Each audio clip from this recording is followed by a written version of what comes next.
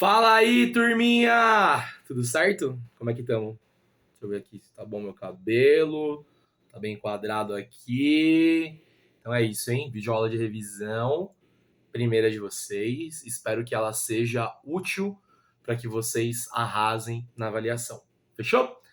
Primeiro tema, como tá lá nos conteúdos que eu coloquei para vocês, vai ser a transição da monarquia para a república. Para isso, nós vamos ter que recorrer a todas aquelas aulas em que nós vimos o processo de enfraquecimento da monarquia brasileira, porque os principais grupos que eram apoiadores de Dom Pedro II foram um a um, cada um pelo seu motivo particular, abandonando o império de Dom Pedro. Então, o primeiro grupo que nós vamos trabalhar aqui vai ser aquele que foi o mais protagonista nesse processo, porque afinal de contas foram eles que deram efetivamente o empurrãozinho para que Dom Pedro saísse de cena. Eu estou falando do exército, é claro. O exército, ele é um dos grupos mais importantes no processo de proclamação da República no Brasil, porque eles se fortaleceram muito pós aquele conflito que a gente conhece como Guerra do Paraguai. E quando eles voltam muito fortalecidos da Guerra do Paraguai, voltam tendo contato com as ideias republicanas, voltam abolicionistas defendendo o fim da escravidão, eles vão perceber que para que eles consigam colocar o projeto político deles em vigor no Brasil, teria que mudar o sistema. Afinal de contas, dentro do Império, não havia possibilidade do exército participar da política. Já numa república, o exército poderia, como nós sabemos, participou efetivamente da proclamação e dos dois primeiros governos republicanos, com o Marechal Deodoro da Fonseca e com o Marechal Floriano Peixoto. Portanto, um dos principais grupos que apoiam o fim da monarquia e a proclamação da república é o exército. E faz isso por quê? Porque eles tinham interesse de participar ativamente da república, de ter mais poder, coisa que eles não tinham durante o período da monarquia. Junto do exército, nós temos também a Igreja Católica, que larga o apoio do Império Brasileiro, porque, afinal de contas, o Império Brasileiro, concentrado nas mãos de Dom Pedro II, começou a fazer várias e várias ações que eram consideradas arbitrárias, ou seja, ações em que o Dom Pedro não respeitava aquilo que vinha de Roma, não respeitava a fé católica. E o melhor exemplo disso foi a ação que o Dom Pedro fez para soltar os dois bispos que foram presos durante aquela questão relacionada com a maçonaria. Portanto, depois desse processo, Dom Pedro também vai perder o apoio da igreja. Como já tinha perdido o apoio daquela que nós chamamos de elite nova, os produtores de café, os cafeicultores, que desenvolviam a atividade cafeeira no interior de São Paulo e defendiam a mão de obra livre e assalariada. Porque com a mão de obra livre e assalariada eles poderiam ter um mercado consumidor para os seus produtos. E o último grupo, a última daquelas 4 pernas da cadeira de Dom Pedro, que larga o império e que vai aderir ao processo republicano, era a velha elite escravocrata, que quando ocorre a abolição da escravidão, em 1888, eles simplesmente não veem mais motivos para continuar apoiando a monarquia de Dom Pedro. Os 4 grupos derrubam o trono. E o que Dom Pedro fez com relação a isso? Dormiu. Dormiu no trono.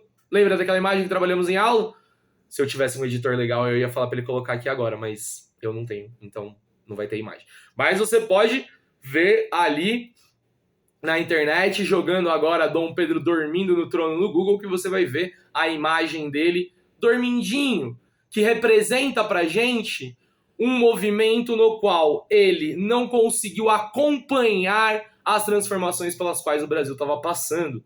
Ou seja, 4 grupos que o apoiavam largaram esse apoio porque várias transformações políticas, econômicas e sociais, e por que não dizer também culturais, aconteceram no Brasil e ele não deu conta de dar vazão para esses interesses de conseguir se manter no trono, e ele acaba, então, tomando um golpe no dia 15 de novembro de 1889.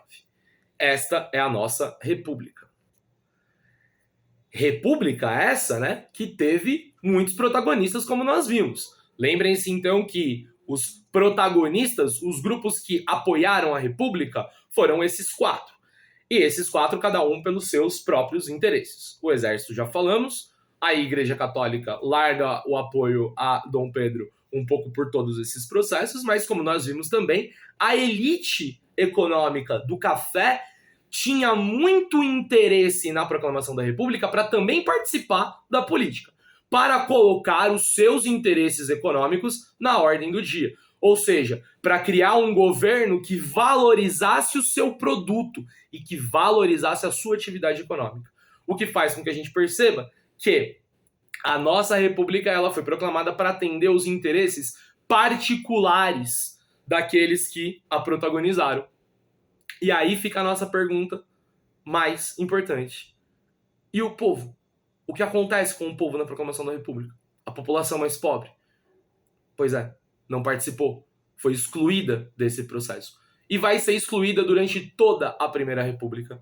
Por isso que a República no Brasil ela foi feita exclusivamente para atender interesses particulares e não para atender a demanda do povo. É por isso que nós podemos perceber que o povo não participou da proclamação da República e não teve os seus direitos atendidos nesta República. Agora, não pensem que a República não trouxe nenhuma mudança. Ela mudou algumas coisas sim. Não foram mudanças que atenderam os desejos e as necessidades da população mais pobre, mas houve algumas transformações muito importantes. Vou citar para vocês duas que são as mais importantes. O voto deixou de ser o voto censitário, ou seja, votava quem tinha uma determinada renda, e passou a ser um voto universal, em que todas as pessoas, independente da renda, poderiam votar. Além disso, houve também o fim do poder moderador. Aí a gente tem a divisão do Estado em 3 poderes, o que possibilita o controle das organizações políticas brasileiras. São 2 mudanças importantes? São. Poderíamos até citar outras, como a secularização do Estado brasileiro. O que isso significa? O Estado brasileiro passou, a partir da República, a se tornar laico. Houve a separação entre o Estado e a Igreja. São mudanças importantes, mas infelizmente a Constituição de 1891 também, além de trazer essas mudanças importantes, traz consigo uma mudança que faz com que a população brasileira seja limitada da participação política, seja excluída da participação política. Por quê? Porque essa Constituição de 1891 trazia o impedimento do voto dos analfabetos. Os analfabetos não podem votar na Constituição de 1891.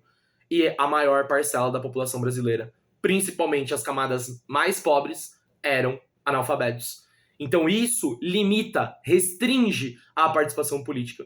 E é por isso, junto com uma outra característica desta Constituição, que é o voto aberto, não o voto secreto, e sim o voto em que você fala na frente de todo mundo em quem você votou, que vai permitir, no caso do voto dos analfabetos, proibir o voto dos analfabetos, vai possibilitar a restrição, vai restringir e excluir parcelas consideráveis da nossa população do mundo político. E o voto aberto vai permitir 2 instrumentos de controle que são fundamentais para entender a característica da nossa Primeira República. Vamos falar deles, então, para a gente poder encerrar a videoaula.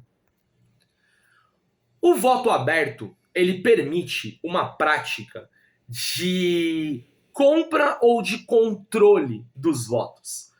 Prática essa que se estabelece como?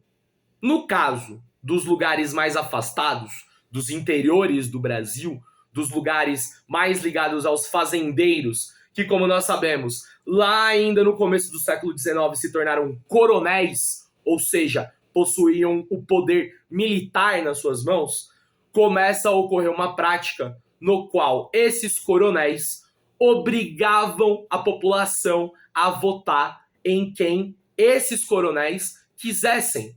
E qual seria a punição caso eles não votassem? Pois é, era a violência.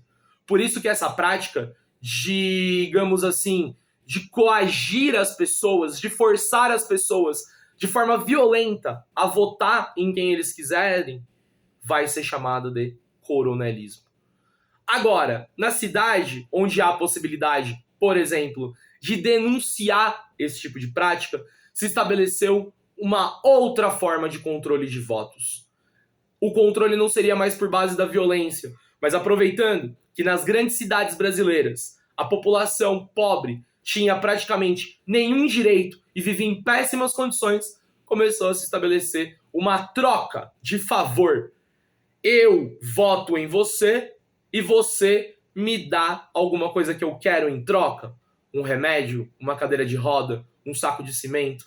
Essa prática em que as pessoas se tornam clientes da política ficou conhecida como clientelismo. E lembrem-se, essa prática só é possível porque o voto era aberto. Então, tanto na cidade quanto nos interiores, nas fazendas, era possível controlar se a pessoa estava mesmo ou não votando em quem era mandada. É isso. Fizemos toda a revisão, os temas que vão cair na avaliação foram todos comentados por mim.